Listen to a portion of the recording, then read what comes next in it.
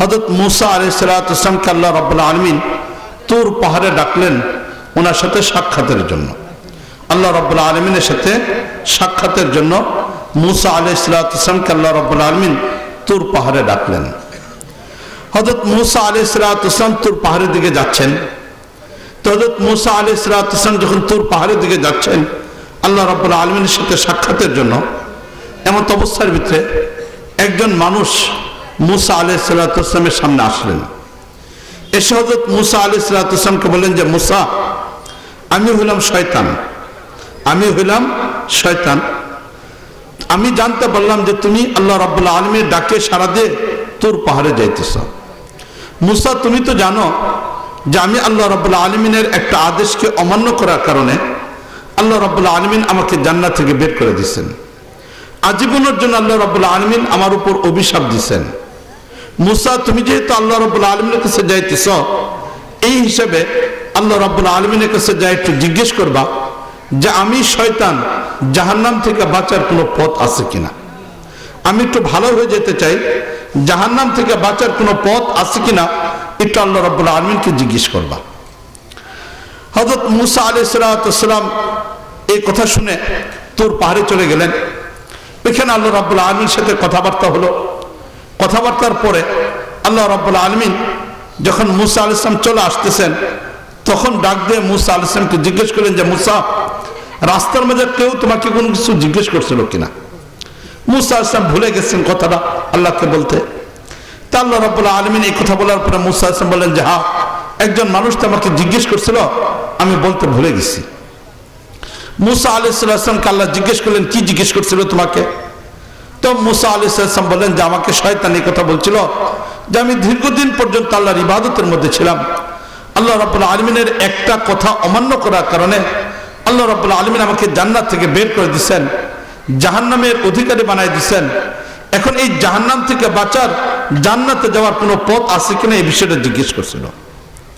তা আল্লাহ রাব্বুল আলামিন তখন মূসা আলাইহিস সালামকে বলে দিলেন যে যাও মূসা, তুমি যখন যাওয়ার পথে শয়তানের সাথে সাক্ষাৎ হবে, শয়তানকে বলে দিবা যে যে কারণে সে জান্নাত থেকে বের হয়েছিল ওই কাজটা আবার ঠিক মতো করে নিক।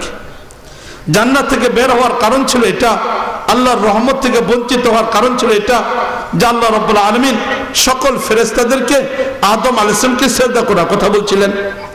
তো যখন ফেরেশতারা সিজদা করলো, শয়তান সিজদা করে নাই, অহংকার করছে।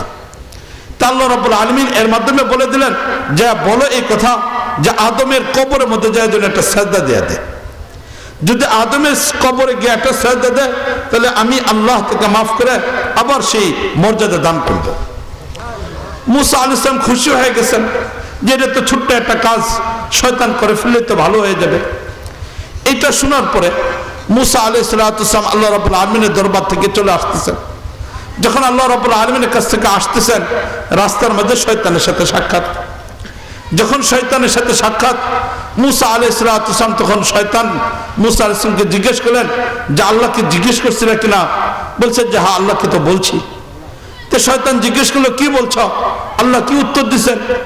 মূসা আলাইহিস সালাম জানালেন আল্লাহ রাব্বুল আলামিন বলছেন আদমকে সিজদা দেওয়ার কথা তোমাকে বলা হয়েছিল, তুমি আদম আলাইহিস সালামকে সিজদা করো নাই।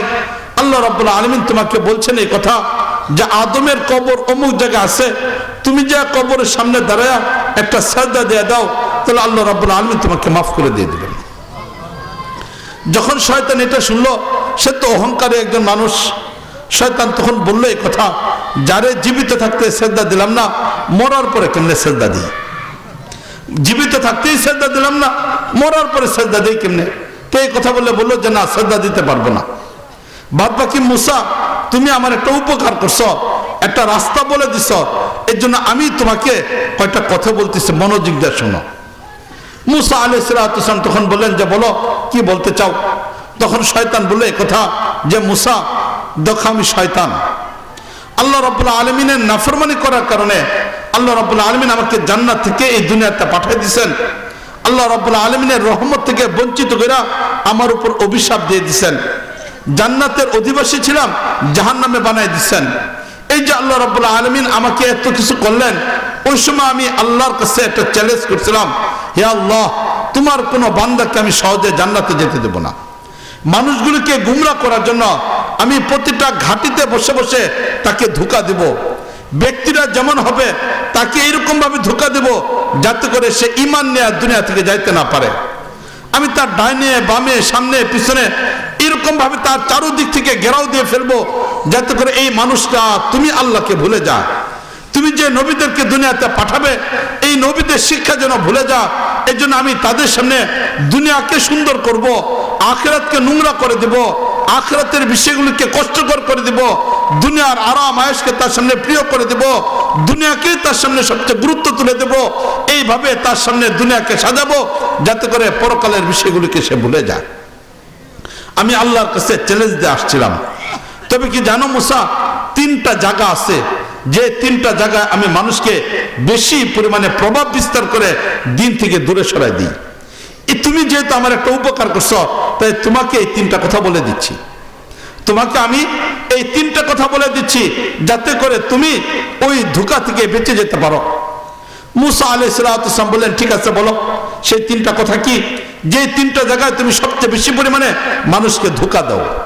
তখন শয়তান বলল, 1 নম্বর বস্তু হলো রাগ। 1 নম্বর বস্তু হলো রাগ। আমি যে ঘটনাটা আপনাদের সামনে বলতেছি তাফসিরে কুরতুবির ভিতরে ইমামে কুরতুবী রাহমাতুল্লাহ আলাইহি ঘটনাটা উল্লেখ করছেন।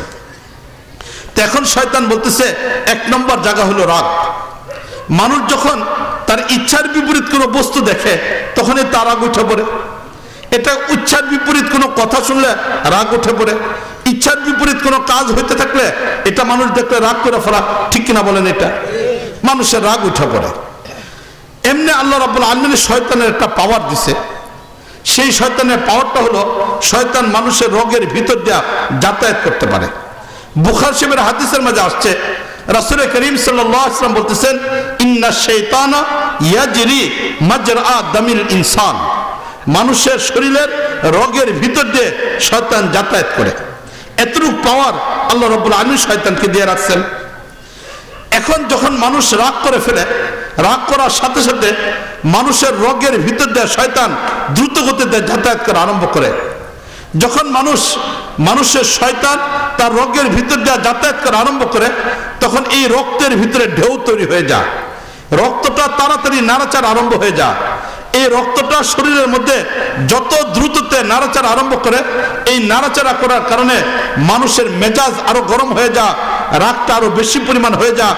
একটা পর্যায়ে মানুষ রাগের ভিতরে সীমালঙ্ঘন করে ফেলে, ভারসাম্য হারায় ফেলে, মুখ থেকে কি বলতেছে এটা তখন আর বুঝে আসে না, ঠিক না বলেন? এটা তাহলে এই হলো একটা রাগ।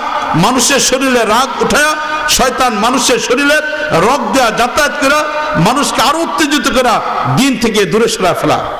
এই জন্য দেখা যায় মানুষ রাগ উঠার পরেই এমন কিছু কথা বলে ফেলে যে কথার কারণে স্বামী স্ত্রীর পবিত্রতম সম্পর্কটা নষ্ট হয়ে যায়, ঠিক না বলেন? এটা রাগ করে তালাক দেওয়া ফেলাইছে, একসাথে 3 তালাক দেওয়া ফেলাইছে। এখন এসে মাস্টার জিজ্ঞেস করতেছে, হুজুর 3 কথা তো কয়ে ফেলাইছি, এখন কি করব? আরে ভাই, তোমাকে একটা মহিলা আল্লাহ রাব্বুল আলামিন নিয়ামত হিসেবে দান করছিল। এই যে মহিলাটাকে নিয়ামত হিসেবে তোমাকে দান করছিল, এখন এই নিয়ামতকে তুমি নষ্ট করে ফেলছো। রাগের মাথায় 3 কথা বলে ফেলছো, এখন আর কোনো সুযোগ তোমার জন্য নাই। এখন এসে আফসোস করতেছে, এখন এসে কাঁদতেছে। এর আগে কেন তুমি চিন্তা করো নাই যে এই রাগটা উঠলে এই ধরনের ঝামেলা তৈরি হতে পারে? কেন নিজেকে ঠিক করো নাই? রাগ উঠার কারণে বন্ধুর সাথে সম্পর্ক নষ্ট করে ফেলতেছে, রাগ উঠার কারণে মা বাবার সাথে খারাপ আচরণ করতেছে, রাগ উঠার কারণে মারামারি আরম্ভ করে দিতেছে। এই যে রাগ উঠার কারণে সব কিছু নষ্ট হয়ে যাচ্ছে। শয়তান বলতেছেন, মানুষের শরীরে রাগ উঠায়া আমি তাকে দিন থেকে দূরে সরাই দিই। রাসূল করিম সাল্লাল্লাহু আলাইহি ওয়াসাল্লাম কি বলছেন? রাগ উঠলে রাসূল করিম সাল্লাল্লাহু আলাইহি ওয়াসাল্লাম নির্দেশ দিচ্ছেন, মানুষের যখন রাগ উঠবে রাসূল করিম সাল্লাল্লাহু আলাইহি ওয়াসাল্লাম কয়েকটা কাজের কথা বলছেন। 1 নম্বর কাজের কথা বলছেন, রাগ উঠার সাথে সাথে তুমি দেখতেছ রাগ উঠছে, রাগ উঠার সাথে সাথে তুমি তোমার অবস্থাটাকে পরিবর্তন করে ফেলো। তুমি তোমার অবস্থাকে পরিবর্তন করো। তুমি দাঁড়ায় থাকলে বসে পড়ো, বসে থাকলে শুয়ে পড়ো, শুয়ে রাগ উঠছে বসে পড়ো, বসে রাগ উঠছে দাঁড়িয়ে পড়ো, ঘরের থেকে বের হয়ে চলে যাও। তোমার অবস্থাটা পরিবর্তন করে ফেলো। রাগ উঠার সাথে সাথে তুমি অবস্থা পরিবর্তন করে ফেলো, তাহলে 1 নম্বর কাজ। এর দ্বারাও যদি তোমার ভিতরে পরিবর্তন না আসে, রাগ এখনো পর্যন্ত রয়ে গেছে, রাসূল কারীম বলতেছেন তাহলে আউযু বিল্লাহি মিনাশ শাইতানির রাজিম এই বাক্যটা বারংবার পড়তে থাকো, বারংবার এটাকে পড়তে থাকো। যখন তুমি বারংবার এটা পড়বা, এটার অর্থ হলো হে আল্লাহ আমি তোমার কাছে আশ্রয় চাইতেছি বিতাড়িত শয়তান থেকে। তখন আল্লাহ রাব্বুল আলামিনের কাছে আশ্রয় চাওয়ার কারণে আল্লাহ রাব্বুল আলামিন তোমার কাছে শয়তানের প্রভাবকে দূর করে দিয়ে দিবেন। তৃতীয় নম্বর রাসূল কারীম বলছেন রাগ উঠলে ঠান্ডা পানি খেয়ে ফেলো। রাগটা উঠার সাথে সাথে ঠান্ডা পানি পান করো, কারণ শয়তান তোমার রগের ভিতরে ঢুকা তোমার রগকে উত্তেজিত করে ফেলছে। এখন তুমি ঠান্ডা পানি পান করলে এখন তোমার শরীরটা ঠান্ডা হয়ে যাবে, রক্তটা ঠান্ডা হয়ে যাবে, রাগটা থেমে যাবে। এর জন্য রাসূল কারীম বলছেন তৃতীয় নম্বর পদ্ধতি হলো রাগ ওঠার পরে নিয়ন্ত্রণ করতে পারতেছ না, তাহলে তুমি ঠান্ডা পানি পান করে ফেলো। চতুর্থ নম্বর কাজ হলো রাগ উঠছো না এখনো পর্যন্ত হচ্ছে না, জায়গা পরিবর্তন করছো, রাগ যাচ্ছে না, আউযুবিল্লাহ পড়ছো, রাগ যাইতেছে না, পানি পান করছো, রাগ যাইতেছে না, তাহলে চতুর্থ নম্বর কাজটা করো, ওযু করে ফেলো। ওযু করে ফেলো। যখন ওযু করলা, ওযু করার পরে শয়তানের প্রভাব থেকে তুমি মুক্ত হয়ে যাবে। তাহলে রাসূল কারীম সাল্লাল্লাহু আলাইহি ওয়াসাল্লাম শয়তানের প্রভাব থেকে বাঁচার জন্য পদ্ধতি বলে দিলেন।